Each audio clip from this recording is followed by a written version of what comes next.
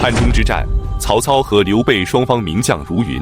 刘备的五虎上将，除了关羽没有参战外，张飞、赵云、马超、黄忠全部出战。曹操方面，夏侯渊、曹休、曹真、张合、徐晃、郭淮等将领也全部上阵。定军山之战更是被影视、文学、戏剧等作品描绘得精彩绝伦。本期视频，我们就一起走进黄忠痛斩夏侯渊及刘备自称汉中王。215年7月，曹军攻破阳平关，汉中已无险可守，张鲁便在严普的建议下前往了巴中。这时，黄权连忙给刘备进言说，如果失去汉中，3巴之地便会受到威胁，对于益州来说，就如同割去了大腿和臂膀一样。为今之计，只有迎接张鲁，方能解除汉中之忧。于是，刘备便以黄权为护军，前往巴中迎接张鲁。然而，等他到达巴中的时候，张鲁早已投降曹操，回到了南郑。11月，张鲁向曹操投降之后，曹操留下夏侯渊和张合等人镇守汉中，他自己则率领大军返回了邺城。曹操走后，张合数次率军进犯巴西郡，准备将巴西郡的百姓迁往汉中。夏侯渊则前去攻打武都郡的低羌部落，并缴获了谷物10余万户。面对曹军的不断侵扰，刘备派遣张飞前往阆中驻扎，迎击张合。张飞到达后，与张合对峙了50多天，之后他率领1万精兵，从小路主动进攻驻扎在砀渠的张合。张合率兵迎击，双方在瓦口展开激战。然而，由于山路狭窄，张合的前军和后军无法相互驰援，被张飞大败。张合仅率领10余名部下放弃战马，徒步爬山逃回了南郑。巴西郡自此获得了安定。这时，法正给刘备献计说，曹操降服张鲁之后，并没有继续攻打益州，一定是邺城内部出现了变故，他才只能留下夏侯渊和张合等人镇守汉中，他自己则不得不亲自返回邺城。然而，夏侯渊和张合等人不足以守住汉中，我们应该立即发兵夺取。这样，上可以讨伐国贼，尊崇汉室；中可以蚕食雍凉2州，开拓国境；下可以固守要害，计划长远。这是天助良机，切不可失。刘备听后深表赞同，决定亲率大军攻打汉中。217年10月，他派马超、张飞、吴兰、雷同等将领率先出发，前往下边屯守，以牵制曹军的主力来源。下边即今天的甘肃省成县，他自己则亲率主力前往阳平关。曹操得知后，立即派遣曹洪、曹休和曹真率军支援汉中，其中曹洪是曹操的堂弟，曹休是曹操的侄子，曹真则是曹操的养子。218年3月，曹洪等人率军抵达了下边附近。此时驻守下边的是吴兰，张飞和马超则屯驻于固山，并且放出风声，他们准备切断曹军的后路。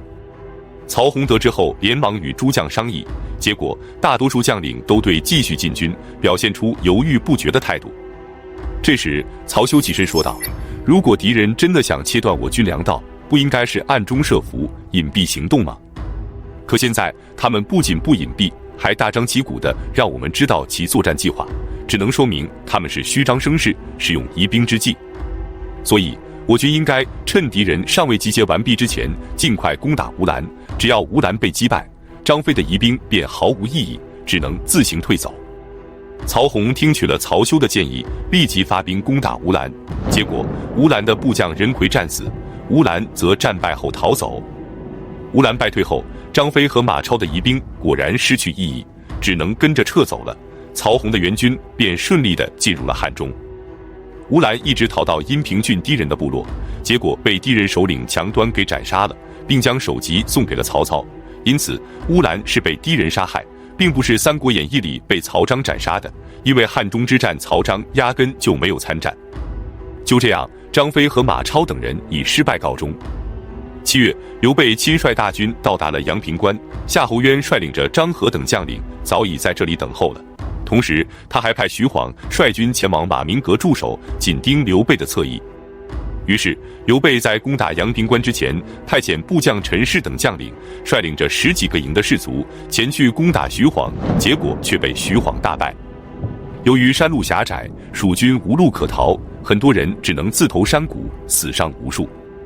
与此同时，张合已经率领大军到达广石，与刘备展开了激战，结果刘备无法取胜，双方只能在城下展开对峙，一直到当年年底，刘备都没有将阳平关攻破。不得已，刘备只能派人前往成都，让诸葛亮继续给汉中增兵。可诸葛亮有些犹豫，连忙召来杨洪商议。杨洪表示，汉中是益州的咽喉，没有汉中就没有蜀地，这是家门口的祸患，哪怕让男子参战，女子运送粮草都不为过，这有什么可疑虑的呢？诸葛亮听后恍然大悟，立即听从杨洪的建议，给刘备增兵。219年正月，刘备佯装从阳平关撤军，实际上却从南边的沔水渡河前往定军山，并在这里扎营。夏侯渊得知后，连忙率军前来迎击，他自己驻守在南围路角，让张合驻守在东围路角。这时，法正给刘备献计，让他采用声东击西的战术猛攻张合，这样夏侯渊必然赶来救援，到时候便可趁机攻打夏侯渊。刘备听从了法正的计谋，将万余精兵分为了10部，轮番进攻东围路角。张合身先士卒，率领亲兵奋勇抵抗。然而，由于刘备的兵力太多，久战之下，张合军逐渐出现颓势，快要抵抗不住了。夏侯渊见状，连忙分出半数的兵力前去支援张合。这时，刘备派人前往走马谷，放火焚烧夏侯渊大营的鹿角。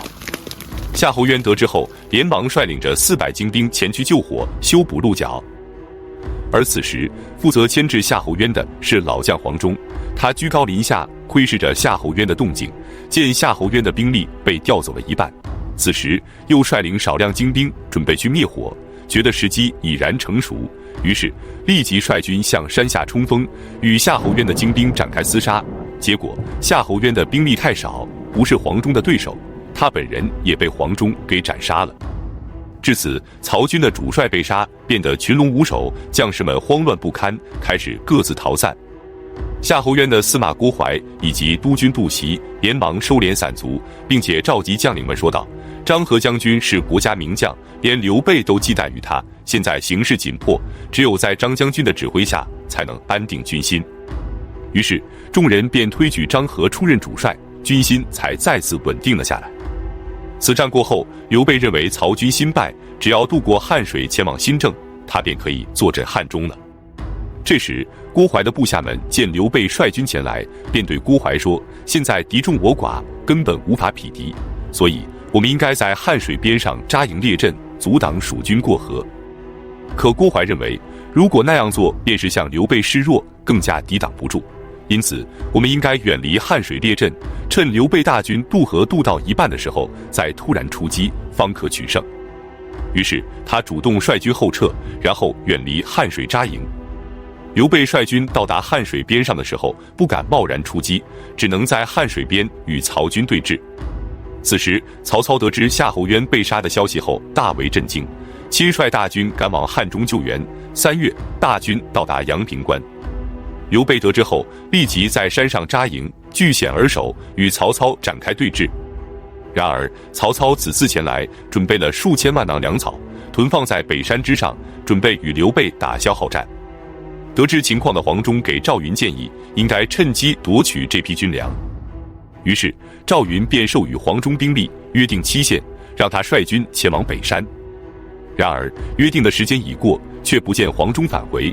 赵云便带领着数十骑前去打探消息，可走到半路的时候，却遇到了曹操派出的大军，赵云只能且战且退，一直退到了自己的营寨。此时，张翼正在防守营寨，见曹操的大军杀来，准备闭门拒守。可赵云却命令他大开营门，并且让所有的士兵偃旗息鼓。曹军见状，怀疑赵云设有伏兵，不敢贸然进攻，只能引军退走。这时，赵云下令擂鼓，顿时间鼓声震天，杀声四起。赵云率领守军倾巢出击，曹军被打得措手不及，只能夺路而逃。然而，由于山路狭窄，逃跑的士兵自相践踏，坠入汉水之中，淹死者不计其数。经此一役，曹军锐气大减，而且曹操发现军营里已经开始怨声载道了，逃亡的士兵也越来越多。再加上已经到了5月份，汉中大雨连绵，雨季如期而至。不得已，曹操只能命令各路人马陆续撤出汉中。曹军走后，刘备便迅速地平定了汉中全境。至此，持续了4年之久的汉中之战，最终以刘备的胜利而告终。同年7月，以马超为首的120余名蜀汉官员联名上书，立汉中王上表汉帝，劝刘备进位为汉中王。于是，刘备自称为汉中王，封刘禅为太子。从此，他便占据汉中，扼守巴蜀的咽喉之地，使曹操不敢轻易再来进攻巴蜀。本期视频就到这里，感谢观看，下期再见。